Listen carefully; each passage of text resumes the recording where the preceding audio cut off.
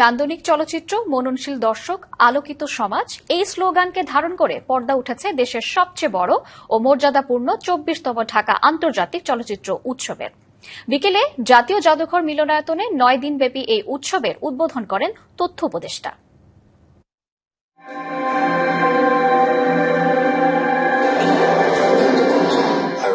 জীবন এক অনন্ত যাত্রার নাম, যার শেষ কোথায় কেউ জানে না, কিন্তু প্রতিটি বাঁকে মেলে নতুন নতুন অভিজ্ঞতা। আর তাই তো সুন্দর এই বেঁচে থাকা। এমন কাহিনীকে উপজীব্য করে রচিত হয়েছে চীনের the Journey to No End সিনেমাটি। আর এর প্রদর্শনের মধ্য দিয়ে যাত্রা শুরু করল ২৪তম ঢাকা আন্তর্জাতিক চলচ্চিত্র উৎসবের। রাজধানী শাহবাগের জাতীয় জাদুঘর মিলনায়তনে রেইনবো চলচ্চিত্র সংসদের উদ্যোগে উৎসবের উদ্বোধন করেন তথ্য ও সম্প্রচার উপদেষ্টা রিজওয়ানা হাসান। ৯১টি দেশের ২৪৫টি চলচ্চিত্র প্রদর্শনী চলবে টানা ৯ দিন, যা নিয়ে উচ্ছ্বাসিত নির্মাতা ও অংশগ্রহণকারী দেশের কূটনীতিক প্রতিনিধিরা। আমি বাংলাদেশি সিনেমা দেখেছি, এখানে অনেক ভালো অভিনেতা নির্মাতা রয়েছে।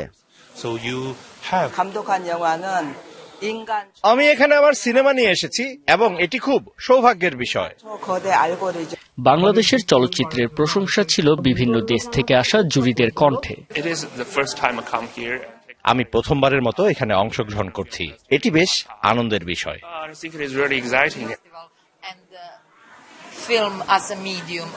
সিনেমা একটি মাধ্যম হিসেবে কাজ করছে, এটি ব্রিজের মতো এক দেশের সাথে অন্য দেশকে যুক্ত করে। প্রধান অতিথি বলেন, পরিবেশ সুরক্ষায় চলচ্চিত্রের শক্তিশালী ভাষাকে কাজে লাগানো উচিত। পরিবেশের উপর নির্মিত এমন একটি বা দুটি সিনেমা রাখুন, দয়া করে যেন প্লাস্টিক ব্যবহার করবেন না, সমুদ্র সৈকতের পরিবেশ নিয়ে সহানুভূতিশীল থাকবেন।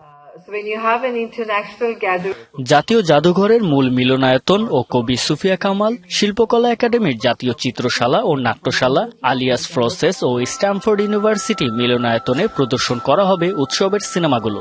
এছাড়াও এবারই প্রথমবারের মতো কক্সবাজারের সমুদ্র সৈকত থেকে দর্শকরা দেখতে পারবেন সিনেমাগুলো।